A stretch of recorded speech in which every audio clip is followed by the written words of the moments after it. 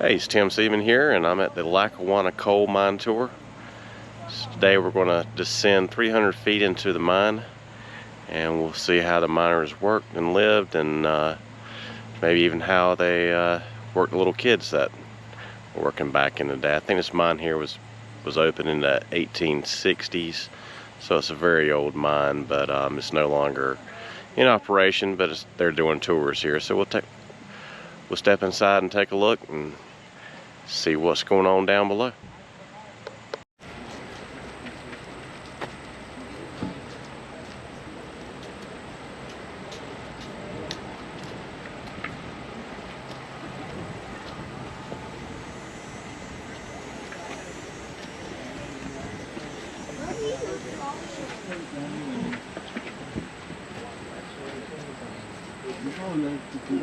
Coming down soon. And then we go underground. Are you all zipped up already? Ready to get zipped up?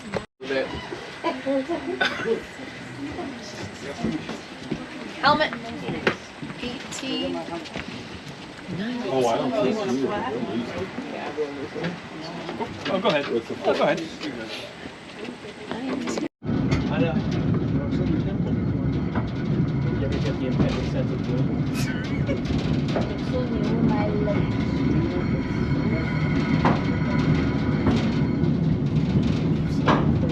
I'm glad this thing.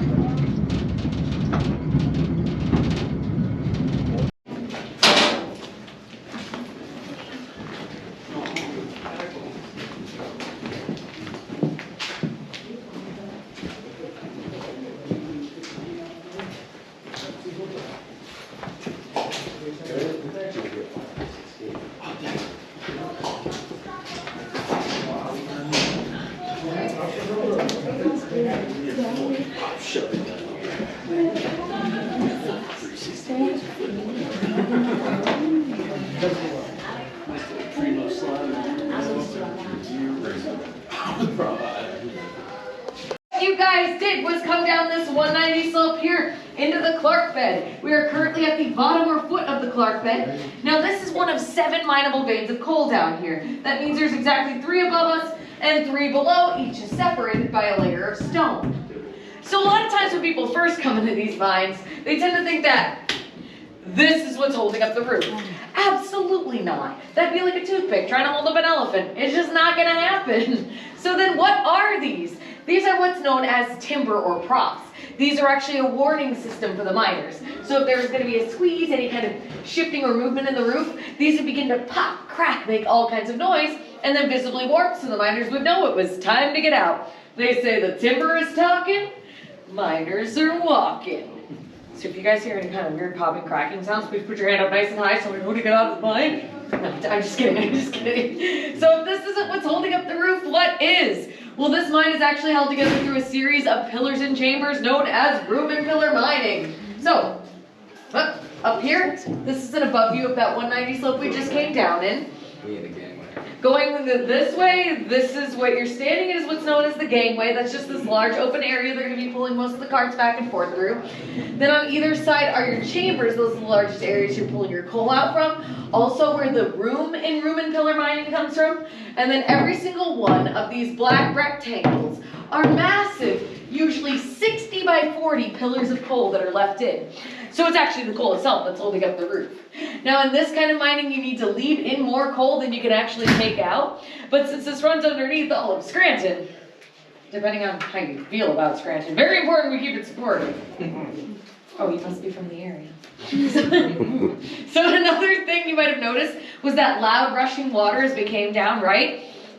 Well, some people think that that's because it's been raining, and yes, rain can contribute to more water, but even on the driest day of the year, there's still going to be that massive amount of water coming in, because as you can see from this chart, the majority of this mine is under the natural water level. So what that means is with all of that water just naturally permeating through the earth directly into this mine, well, it would eventually fill up to this area and we'd have to do the rest of the tour with scuba gear, which we cannot afford. So when this mine was first operational, there would have been massive pumps to just pump that water out 24/7. Now that's a very expensive, very involved process, so we no longer handle it that way. What we do instead is we siphon all of that water down into these two beds below, which we no longer have access to, and they let out through a 42-inch borehole somewhere near Old Forge. I think it's near Peggotty Park, if you ever want to check that out. And that lets all of that water out into the Lackawanna, flows into the Susquehanna, makes its way all the way to the Chesapeake Bay, where unfortunately we are still a source of pollution for them. Unless you're from Chesapeake Bay, in which case we filtered it thoroughly. So this mine first opened in 1860 and ran until 1965, so a little bit over 100 years, whereafter we closed down and reopened as the tour mine that you see today. But what you're going to be experiencing is only about 1% of what that mine originally was. It was part of a much larger mine known as the Continental Mine. Would have gone about 7 miles in either direction, absolutely massive. For its time, you could walk completely underground from Scranton straight through Wilkes-Barre. I'm way too tired for that. So if you guys are cool with it, we'll just kind of stick to where the tour is, yeah? Yeah. Awesome, perfect. Oh, and now the cart's gone, so you're stuck with me. All right, so I know you're trapped in here with me for an hour. So just a couple of things before we continue on. That runoff water is constantly coming through. So be aware that the boards can be a little bit slippery, a little bit uneven. So mind your footing. Alright, so up here, this is a good depiction of what it would be like working as a miner, except you're probably just standing in a little bit more runoff water, a little bit more jagged rock, having just been blasted out. For him, it feels like a broken, slippery wet dishes. And in those conditions, he's still going to have to put up these massive timber or props for his own protection. Unfortunately, he's not going to make a cent for that work, so it was nicknamed dead work. Anything you didn't get paid for was referred to as dead work. What you were getting paid for instead is by the cartload. Now, as you're walking, I ask that you be mindful of these rails, because these actually are the original rails from when this mine was last operational. If you look closely, you can see they're heavily rusted and hammered for thorough use over the years. The rails, yeah, we still use the rails that came down.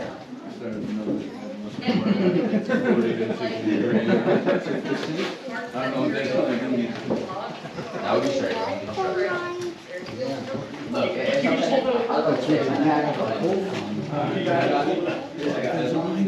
See him up there? Alright, so what we're passing in just a moment is what's known as a switch, also referred to as a frog. When you look at it from this angle, it does resemble a frog. Now, this is what we use to switch your cart from track to track in both directions. It's a secondary function.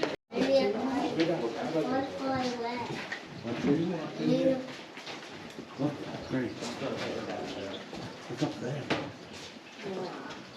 I need a dagger. Take a picture with it, tell your friends you've been working out. How's they gonna know? Alright, so now that we know a little bit more, right? That was stone you'd be fighting with it though. Now that you know a little bit more about this coal, how are we gonna get out of the walls? Some might think a pickaxe, and you could use a pickaxe, but that's only gonna get you enough to maybe heat a home or two. The majority of your mining is gonna be done with dynamite blasting. Now at this point in time, you didn't typically buy these sticks of dynamite. What you're going to be doing is buying the ingredients to make your dynamite. Anthracite, everything in this mine is anthracite. That is the hardest type of coal. Everything's extremely hot, ready to flame.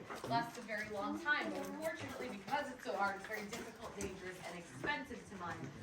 So we don't use it nearly as much as bituminous. That's a much softer coal. Because it's softer, it doesn't burn nearly as clean, but it's a lot cheaper, easier, and safer to mine. So we mostly still use that today to power like large power plants and large ships. So if you never had any contact with anthracite, now it's your chance. Your hands will get a little dirty, but it's very interesting because even though it is the manual hand drill, so the way it works is you're going to pick your drill bit depending on how deep you needed to go into these walls. They were all extremely heavy. Ugh. Stay. You're going to put it on this end, take the flat portion, brace it against your stomach, put your whole weight into that wall, and then crank like so. Now, needless to say, very difficult, very arduous work. Now, a miner might have the papers that say legally he's allowed to do all this drilling, blasting, handling of explosives, but he might not necessarily have the strength. Maybe he's a smaller guy, can't put weight behind it. Maybe he's like me, tiny stubby arms. This is not gonna happen. Look, that's...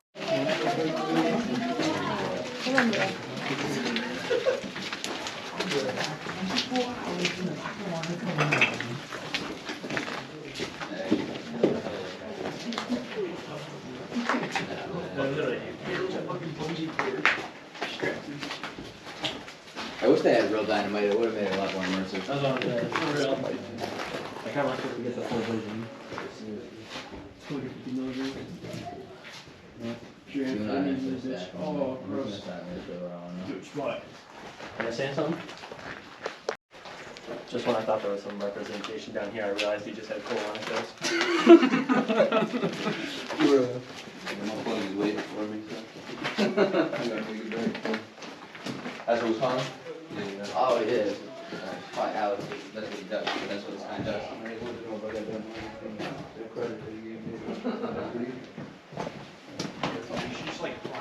He wants to know rock face.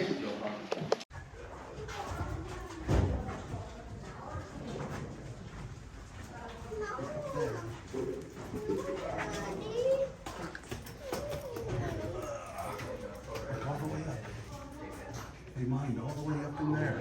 They'd have to crawl on their hands and knees.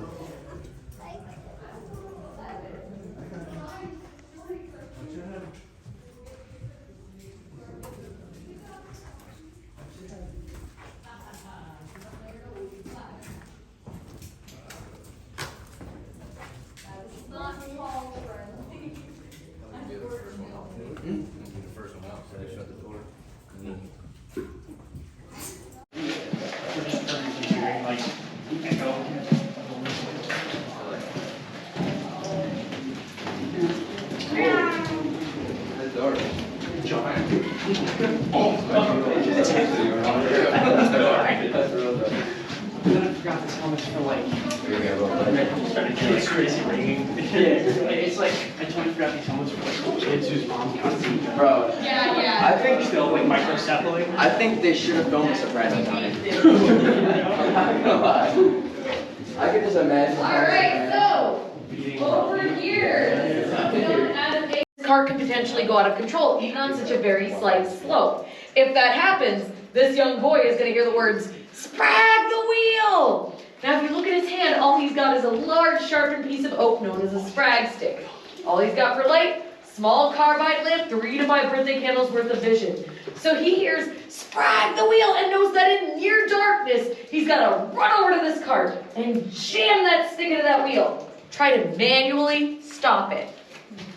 Now, the torque alone could break a wrist. It wasn't very often that a mule boy or mule driver made it to his adult life with all of his fingers intact. But as far as the mine was concerned, it's a lot cheaper to send a bunch of kids in with sticks than it is to say, pay a blacksmith to design brakes, purchase all those brakes, have all of those brakes installed, 3 separate fees, when they had a...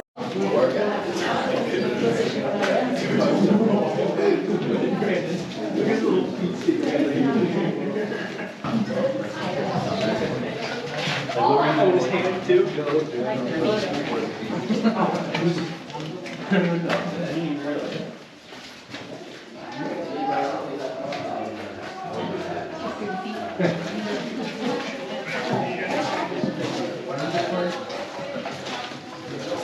Oh, and arms too.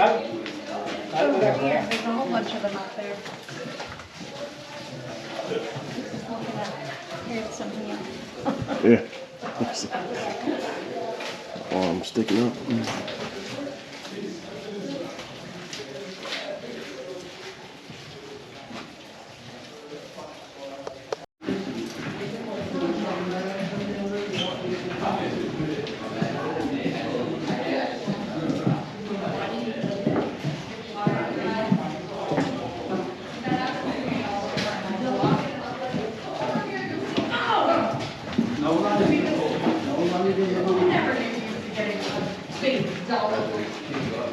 Mine water. So, over here.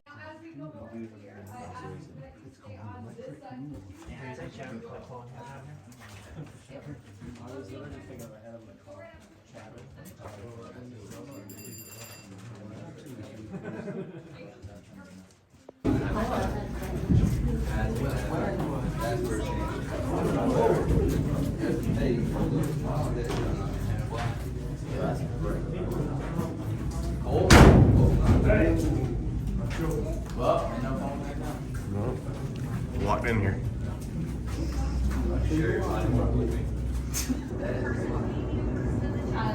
So what they would do is lower that capsule down to 250 feet.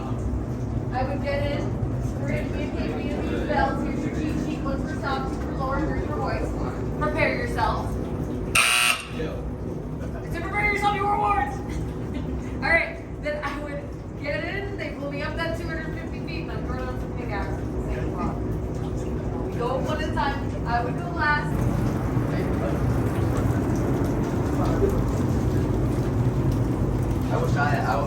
I wish there was. I wish I like this place.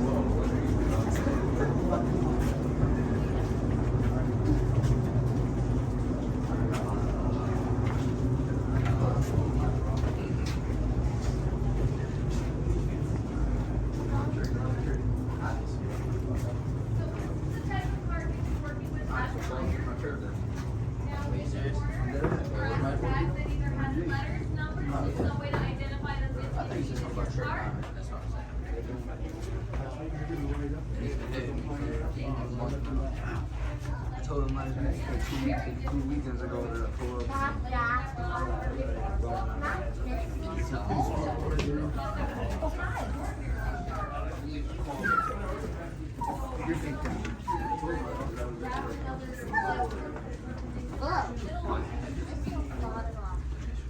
And use your feet to shove everything down to the cart waiting below. Now, Valerius is actually a lady mannequin, which is funny. Because women were considered extremely bad luck to have any fear. So if this tour goes awry, it's our fault, just so you know. I like to think it was very smart when we were like, underground, we're bad luck. I'm not going down there.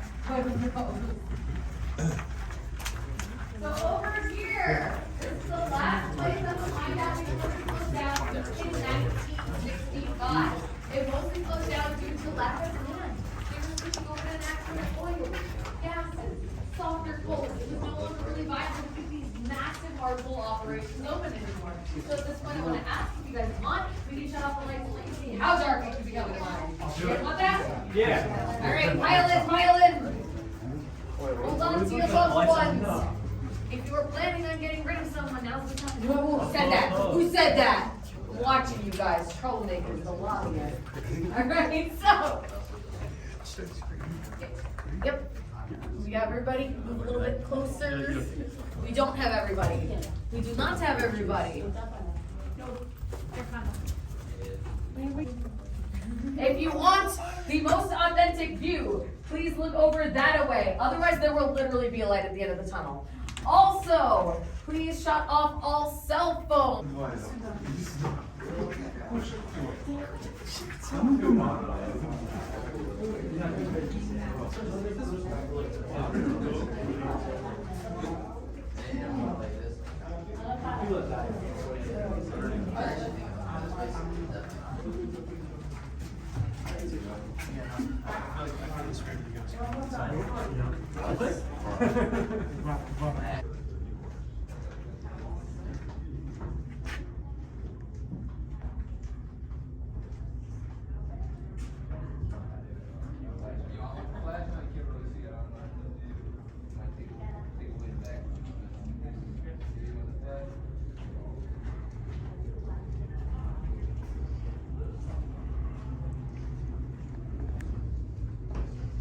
Here's a coal vein. I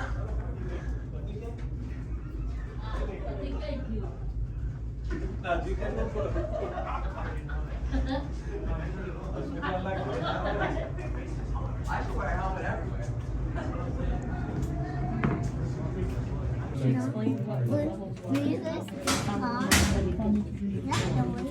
Got some open in the doors. This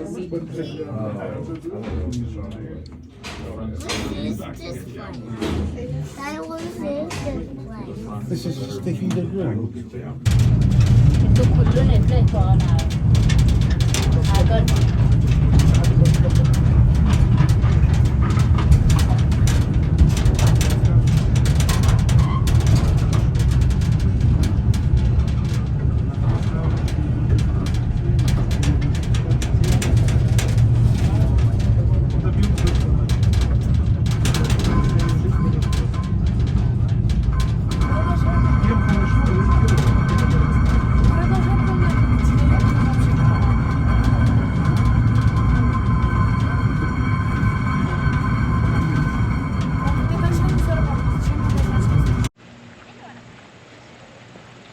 This here is a rock loader. It says machine is used to load a car with rock from a rock tunnel.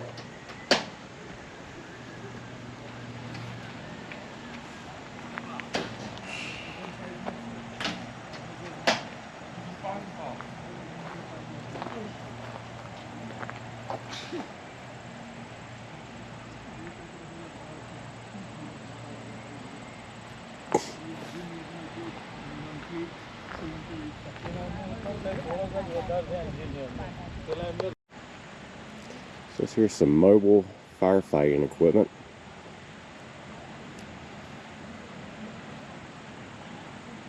This was actually on a cart, and if you had a fire down below, you could push the cart down and extinguish the fire, hopefully. Some type of generator, looks like.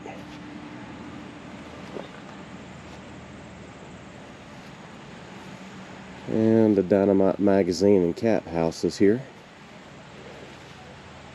Actually, in another video I have, there's a small box, thought it was a stove, and actually it was a cap house. So thanks to some of the comments by my viewers, I figured out what it was, and here you can see that it's lined with wood.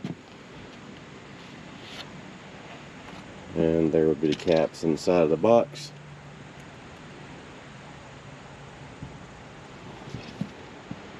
There's a smaller one over here. And you see electric detonators sitting in there in boxes.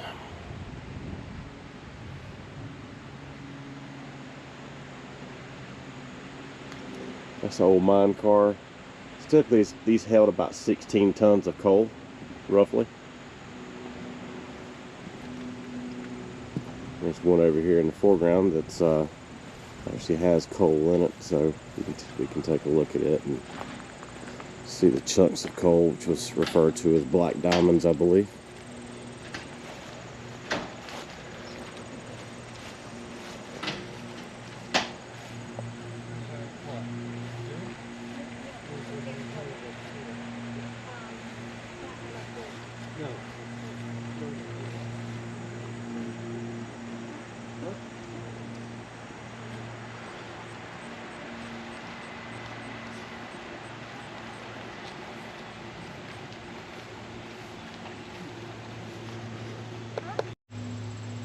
This here is a fan house, and from the description here it shows that the fan can pull 22,000 cubic feet of air per minute through the mine. So these were a necessity to always have fresh air in the mines.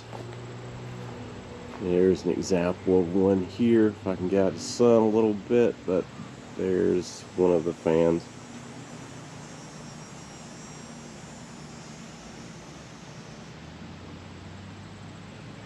And there's the cable that I guess will raise and lower it into the mine shaft.